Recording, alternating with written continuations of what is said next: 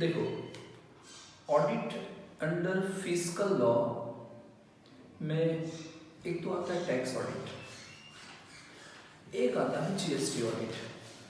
तो आज हमको देखना है audit under indirect tax loss में देखना है हमको ऑडिट अंडर जीएसटी लॉ। क्या देखेंगे? Audit under GST law. अब मैं पहले एक छोटा सा वीडियो बनाता हूँ ऑडिट की मीनिंग के लिए, और फिर अलग अलग ऑडिट के लिए अलग अलग छोटे छोटे वीडियो बनाता हूँ। तो इसके मैं अलग अलग पार्ट दे दूंगा कि जीएसटी ऑडिट पार्ट 1 पार्ट 2 करके। ठीक है, तो स्टार्ट करते हैं ऑडिट अंडर जीएसटी लॉ। तो पहले मतलब समझते हैं ऑडिट का मतलब क्या होता है। ऑडिट अंडर जीएसटी लॉ, तो पहले में समझते हैं ऑडिट क्या है, एंड बाद में समझते हैं अंडर जीएसटी लॉ क्या है। यानी ऑडिट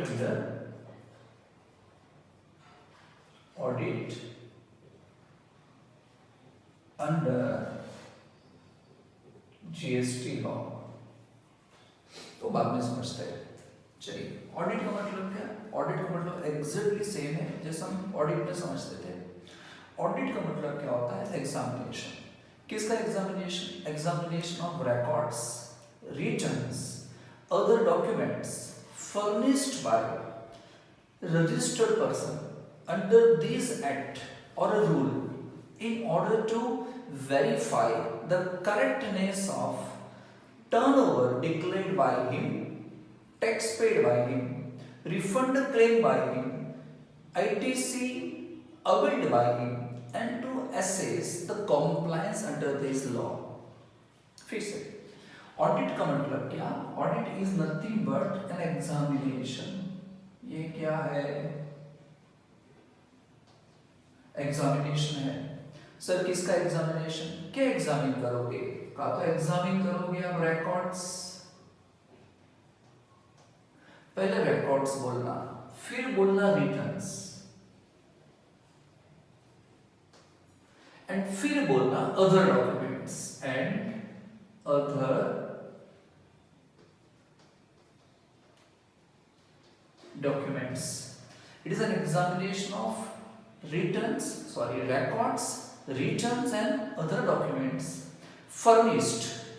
ये सब furnished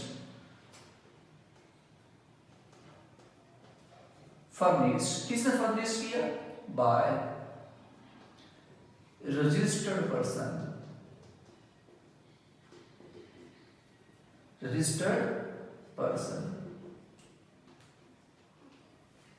furnished by registered person under these act,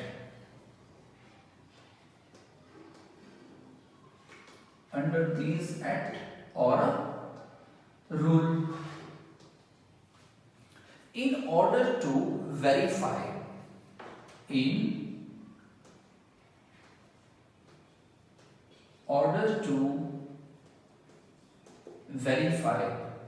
क्या वेरीफाई करना है?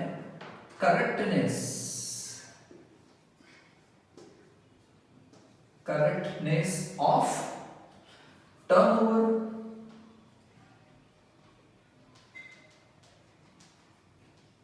declared in order to verify the turnover declared by him, tax paid by him, refund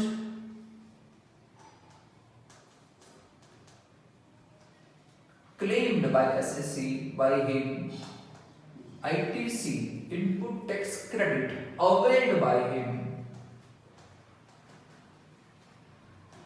and to see whether compliance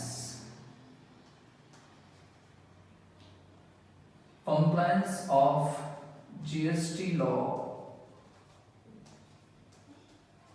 done by him or not। ठीक है, फिर से क्या है audit? Audit is an examination of examination of records, examination of records. Sir कौन कौन से records होते हैं जीएसटी के अंदर? मैन्युफैक्चरिंग के रिकॉर्ड्स, इनवर्ड सप्लाई के रिकॉर्ड्स, आउटवर्ड सप्लाई के रिकॉर्ड्स, स्टॉक के रिकॉर्ड्स। तो रिकॉर्ड्स में बहुत सारे रिकॉर्ड्स, जैसे कि एग्जांपल फॉर एग्जांपल किसके रिकॉर्ड्स? मैन्युफैक्चरिंग के रिकॉर्ड्स, फिर इनवर्ड सप्लाई हो, क्या हो? इनवर्ड सप्लाई के रिकॉर्ड्स, फिर आउटवर्ड सप्लाई के रिकॉर्ड्स, है ना? है ना? स्टॉक रिकॉर्ड्स, बहुत सारे रिकॉर्ड्स है। तो इन सभी रिकॉर्ड्स का क्या किया जाएगा? एग्जामिनेशन किया जाएगा। Examination of records, examination of returns. तो कौन कौन से रिटर्न्स? बहुत सारे रिटर्न्स है जीएसटी के अंदर, है ना? GST R1, GSTR1, GSTR2, GSTR3, GSTR4 dot dot dot dot. In return का भी क्या किया जाएगा? एग्जामिनेशन किया जाएगा। इसे हम क्या बोलेंगे? ऑडिट। GSTR1 किसके लिए था? आउटवर्ड सप्लाई के लिए था। GST2 किसके लिए था? इनवर्ड सप्लाई के लिए था। 3 क्या था? मंथली रिटर्न था। 4 क्या था? कंपोजिशन जो टैक्स पे करते हैं उनके लिए था। इन सब का क्या करना है आपको? एग्जामिनेशन। एंड अदर डॉक्यूमेंट्स, और भी बहुत सारे डॉक्यूमेंट्स होते हैं जिसका हम एग्जामिनेशन करते हैं। For example debit note, for example credit note, for example GSTR 9C, है ना? अदर डॉक्यूमेंट्स बहुत सारे होते हैं। फॉर एग्जांपल डेबिट नोट, कौन सा? Debit note, credit note etcetera, बहुत सारे और भी है। It is an examination of records, returns and other documents furnished by a registered person, furnished by a registered person। तो वो registered person होना चाहिए। और रजिस्ट्रेशन के लिए आपको पता है उसकी threshold limit 40 lakhs 20 lakhs, goods के लिए 40, सर्विस के लिए 20 lakhs, ठीक है? furnished by registered person under these act GST act और under the rules। ऐसे कोई भी डॉक्यूमेंट्स, ऐसा कोई भी रिटर्न्स या डॉक्यूमेंट्स इस एक्ट में बनाना पड़ता हो, उसका एग्जामिनेशन किया जाएगा। अंडर दीज रूल, बहुत सारे रूल्स है जीएसटी में, valuation rules, composition rules, ITC rules. अगर इस रूल्स के अंदर भी कोई डॉक्यूमेंट्स आता है तो उसका भी क्या किया जाएगा? एग्जामिनेशन किया जाएगा। Under these act, under these rules, कौन कौन से रूल्स बताया मैंने आपको? एक्ट समझ में आ गया? जीएसटी एक्ट की बात कर रहे हैं। रूल समझ में आया? कौन कौन से रूल्स? बहुत सारे रूल्स हैं, ऐसे मुझे याद आ गए। कौन कौन से बताओ? कंपोजिशन का, तो वैल्यूएशन रूल्स, जीएसटी लगता है वैल्यू पे, लेकिन वैल्यू आपको ढूंढनी पड़ती है वैल्यूएशन रूल्स के मुताबिक। वैल्यूएशन रूल्स एंड और क्या बताया मैंने? आईटीसी, इनपुट टैक्स क्रेडिट मांगने के लिए रूल्स होते हैं। तो अगर इस रूल्स में भी कोई डॉक्यूमेंट है तो उसका भी क्या किया जाएगा? एग्जामिनेशन। और ये सब एग्जामिनेशन हम क्यों करते हैं?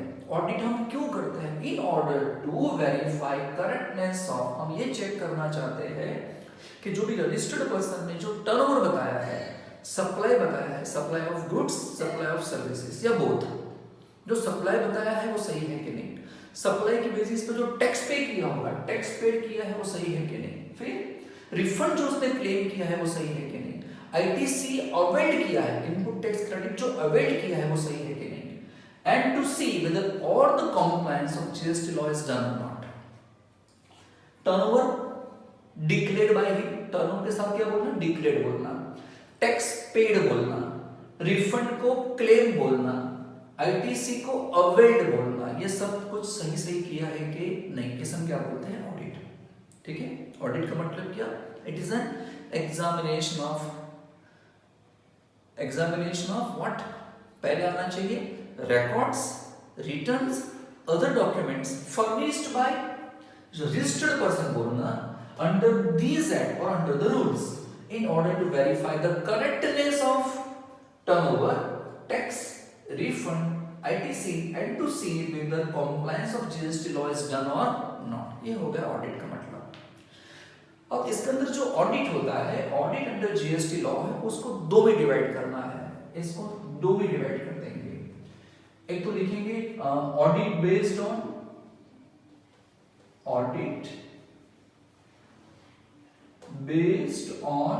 टर्नओवर। टीओ का मतलब क्या समझना है? Turnover. And audit by GST authority.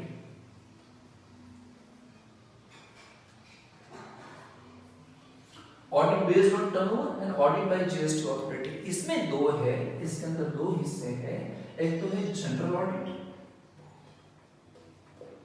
और दूसरा है स्पेशल ऑडिट। एक है जनरल, दूसरा है स्पेशल। तो ये फर्स्ट मैंने क्लिप तैयार किया है किसके लिए, ऑडिट के मतलब के लिए। अभी ये बनाऊंगा दूसरा पार्ट जो आएगा किसके लिए होगा, ऑडिट बेस्ड ऑन टर्नओवर। ठीक है, थैंक यू।